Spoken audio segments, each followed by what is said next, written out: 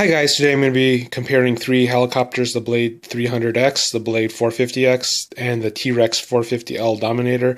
Just going to do a quick comparison on these three. Then I'm going to get in depth on the Trex 450L Dominator. I got the 300X for the flybars unit, but now that I'm flying it for quite a bit, I'm really liking it. It's slow. It's not it doesn't have a lot of power. It's kind of nice, just kind of nice and relaxing, and can do a lot. It can do a lot of the tricks, and it kind of teaches you to use collective management just a little bit on different maneuvers and different things. So I'm really enjoying it. And if you do crash, it's cheap. It's cheap to fix. So. That's kind of what it looks like. And now it looks like I have all the helicopters lined up. And that's kind of what it looks like right there. The 300X is just a slightly smaller than the Trex 450L Dominator. Then the largest one, or the tallest one, is the 450X. So the Trex 450L Dominator, that has the DFC head on it, so that's shorter. Just center of gravity is better. Now you can kind of see, it looks like, you can kind of see what the nose is. Actually, it looks like in real life, it looks like the T-Rex is just a little longer. Then if you move back to the side, obviously the 450X is longer, and then the longest by a little bit is the Dominator. Now, if we do the top side, you can kind of see what that looks like. They're very close to the same that way, and then the heads must not be lined up exactly, but you got about 3 fingers in the back for the 450L and the X. So that's kind of what that looks like there. So that's kind of what the size comparison is on the three helicopters. And then we'll get started on the Trex 450L Dominator. Okay, here we go. Now, I really do like this helicopter. It's really cool. I'm going to nitpick everything apart on just the build itself. I'm not going to really get into any of the flying parts of it, just because I haven't really flown it too much. I took it out yesterday for the first time. Basically, just hovered it. It was getting dark out, couldn't see it very well. I got it up to 60%, then 85% head speed, power. I was just trying to break in my batteries at this time, so I wasn't really doing anything very hard.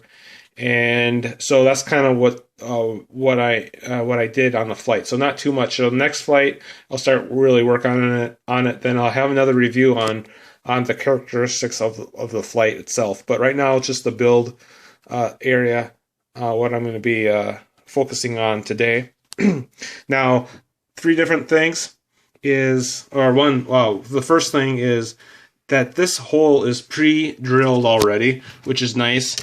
You just have to put this grommet on.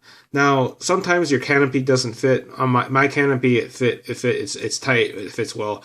I just wish that on maybe like on the backside, of here, that they would put a couple marks on where they think the next best fit is on the back, 4 or maybe 3 different marks, and you can decide on where to drill.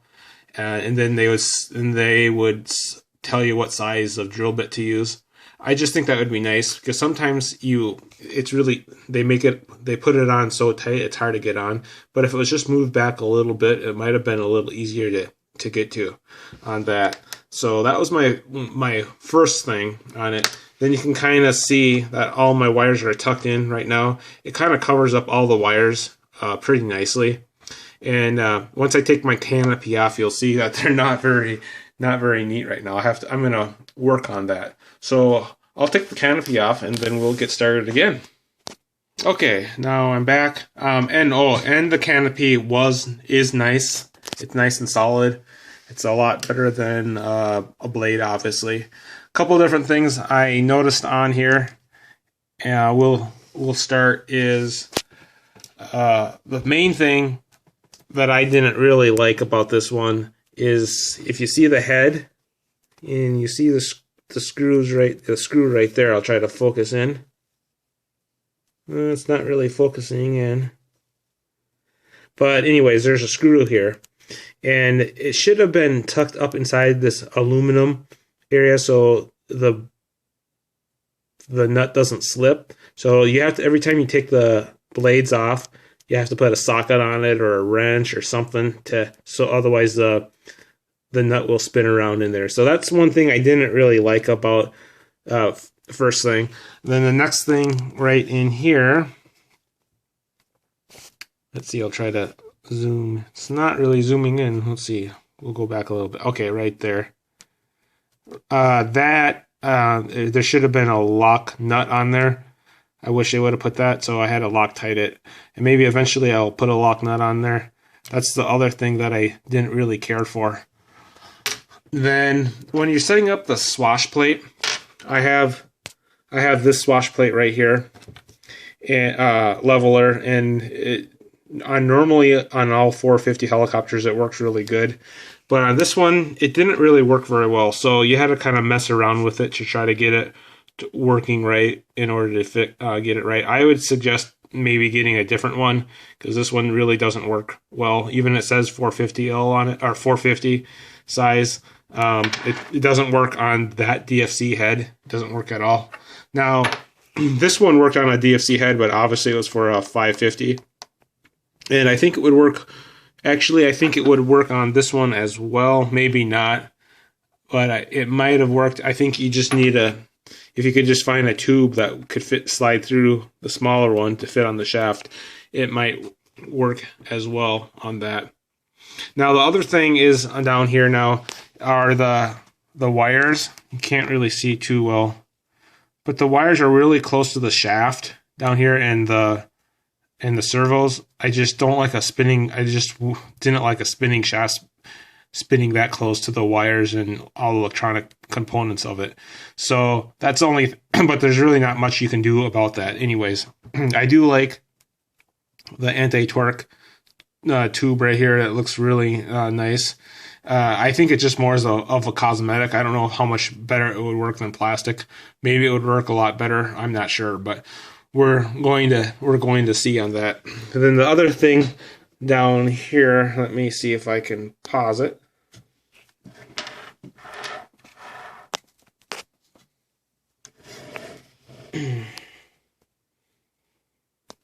Okay, now we're back, and the only thing that, again, I wish they would put a nut on here that was a lock nut or a nylon nut on the bottom of here. That wasn't. Now you don't want to tighten these down too tight, otherwise it can bend or distort your gears on here. I like the slanted gears on here. They're nice as well. Now if you go to move your motor, the magnets are really strong, so it's 10 times stronger than the 450X 450X blade 450X. It's probably 10 times as strong. The magnets are very strong in this motor, so beware of that. The other thing that I wasn't super fond of is that these wires, at least how I have it set up right now, and if anybody has any ideas, let me know. The wires are really close to the motor. There's enough room in there that's not going to touch, but in event of a crash or something, it could start eventually rubbing on there, for a split second. It could cause some damage there. So I don't know. I might keep it that way, or I might take and drill this out area and try to, because right now the 3 wires would not fit in here, I don't think. So I would have to drill this out and maybe make it work as well. Now in here, underneath the Align zip tie, underneath that I have underneath the Align zip tie, I have a plastic zip tie inside there, and I have these wires coming down to the zip tie and wrapping around there. So those wires cannot move anywhere because of that zip tie holding it down. Now, when I take the battery out, I can kind of show you about that. Maybe I'll do that right now. Okay, you can't really see. You can kind of see those wires, but then I have a zip tie underneath of that, so those wires can't really come out anywhere. And then also, where let's see, I can't really point, but my servo wire that goes from my ESC powers my flybarless unit. It's on that servo wire right there. I'm just focusing in right now. I'm trying to at least. Oh yeah, right there. I just double sticky tape that and keeps it down from my battery tray. That's just gonna kind of help it out nice. And I zip tied everything off over there. Everything's not completely done yet on it. I'm gonna still kind of work on that. So that's about that. I do like the pull unlock. That's a really nice mechanism. It really works good. You just put them in there and you go fly and you charge them up. I'm going to get some more of these battery trays. They work really well on that. And yeah, you just slide them in and go. I can't really demonstrate it for you just because I'm charging with one. I'm recording with one hand. Just put some Velcro tape on it. They fit in real nice and slick. Now I moved it back a little bit on my tray because my canopy wouldn't fit in. So I had moved it back maybe about a finger length back. And then it seems like my canopy could fit on there and well. And it might be good because if you do crash, it might break this before it breaks the battery or bends the battery. I'm not exactly sure, but that's kind of what I'm that's a nice feature on that as well. And then just another thing that these two bolts right here, let's see, I'll maybe get on this side right there. That's really no big deal if it doesn't fit in.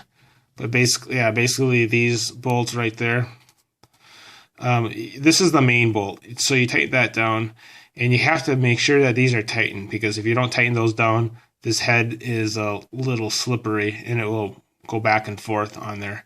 And the other thing, I don't know if I mentioned to you, but there's two main bearings in here. One's on the far side, one's on the outside. And I haven't really seen too many designs like that, and it seems like it's going to be really strong and really rigid that way.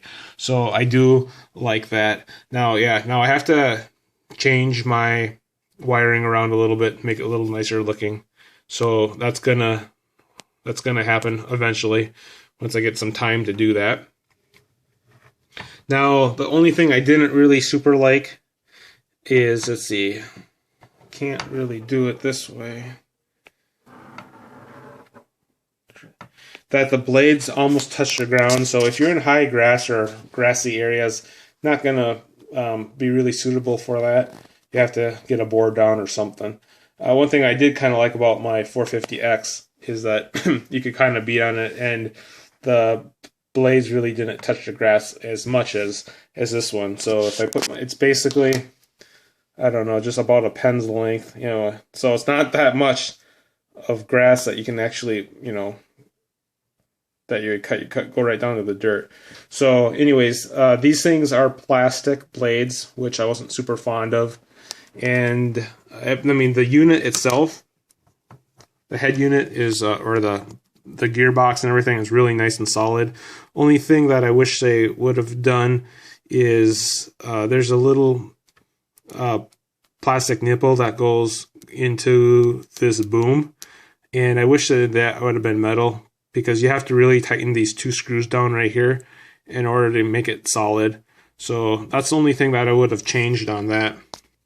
Now this, I like this plastic setup on here. I have all this carbon fiber and the plastic rim around it. It's nice. It looks nice, and like if you nick it up or something, it's a little plastic cover, so it's gonna be nice. Only thing that I wish that they would have integrated on my Trex 550 DFC, they have washers on here. I think that would have one thing, it would look nice, and another thing, it would give a little bit more support on there. And you can kind of see right here, these are zip ties that you just cut off. You put them in and you make them tight. You cut them off. So I have to do a little bit more cutting on that to make it look good. But that's kind of a cool idea. I kind of like how that works. This is the, let's see, trying to focus it in. This was easy to set up, but the only thing is if you tighten them down to different angles, one might be off kiltered a little bit. So when you do tighten them down, try to tighten them down at the same torque. Otherwise, one will be down and one will be off a little bit. I mean, it wouldn't affect the flying. It just would look off a little bit. Other than that, I do like the support right here. That is, that's nice on here. Now, only thing I wish I would have done on here, it's not a big deal. Now, is there's a metal aluminum bar going through here and through here. All these screws that you see here, there's a aluminum threaded shaft that goes all the way to the other side of the frame. And it's compressed fit, or it's friction fit to the boom. So when you tighten these bolts down, it compresses the boom down too with it. This is split right in half, so you can take a pliers and pull it apart and then slide the boom in there, then tighten the screws down, then you have it. But just for a little bit extra security, I wish they would have had a screw, a hole, and drill a hole through there for a screw, not right there. So that would have been nice to have that as well. Now the other thing is I was debating on where I should put my flybarless unit, up on top or on the bottom. There's another shelf on the bottom that you could put it, and initially I wanted it on top, but there wasn't enough room up on top, so I was going to put it down at the bottom, and there's a little bit more room there, because my main reason was this little piece right here, the antenna, that would have been down below the carbon fiber and it would have been rubbing. I just didn't like the thought of having it rub. But after you put the B-Stex foam on here, it lifts it up enough and it just touches the leading edge of the carbon fiber frame. So it's not really wrecking anything. It's not going to wear out. So I try to use the foam that the flybarless company has. Excuse me. Because they do the testing on it. They kind of know what that is. So other than that, that's basically it. Now I nitpicked it totally. I might kind of sound kind of redundant, and it might sound like why am I talking about all these different things on here? But those are the things that I thought they could have improved on. But overall, I really like the helicopter. I think it's going to have lots of power. It's stable right now, and it's built really strong. They did a really good design on everything right here. I mean, I love what they did here with this area, and then in here, and then the servos and the battery tray. Everything is really top notch. I think just perfect. I mean, they did a really good job on here. I would totally buy another one. I'm just nitpicking everything apart on it. I just felt like doing that today. Everything is well quality made on that as well. The only thing I wish maybe they would have done is beefed up these just a little bit more, but maybe they really don't need to on those. But the motor is super strong. They have to have really strong magnets. Everything is really blinged out on here. A lot of aluminum, machined aluminum. And it was really fun to put together. I don't really like doing a 450 size helicopter. I think they're just too small to work on. I just don't like working on them. I like flying them, but they're hard to work on. I like the 550 and the soon to be. I'm going to be getting a 700 shortly, hopefully, and they're a lot easier to work on. I just don't like the size. There's just too many small parts in a 450 size helicopter. But other than that, I would totally recommend this helicopter. It's nice.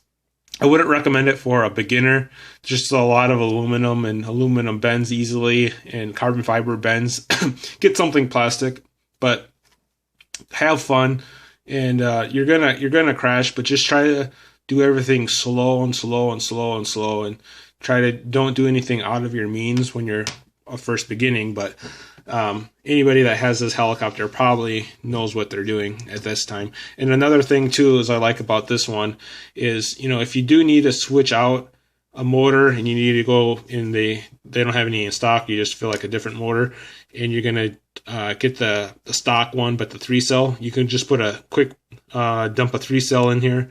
Your ESC should be the fine, and a lot of people have 3-cell LiPo batteries laying around, which should be just fine as well. So I mean, if you're gonna change to a 3-cell to a 6-cell, or even if you have a 3-cell and you feel like upping to a 6-cell, I mean, basically everything's ready. You might need to change your pinion. I'm not exactly sure on that. Just change your motor out. Your ESC is going to be fine, and just put a 6-cell battery in, and away you go. So anyways, that's my review on the Blade, or on the Trex 450L Dominator. Thanks for watching. Bye.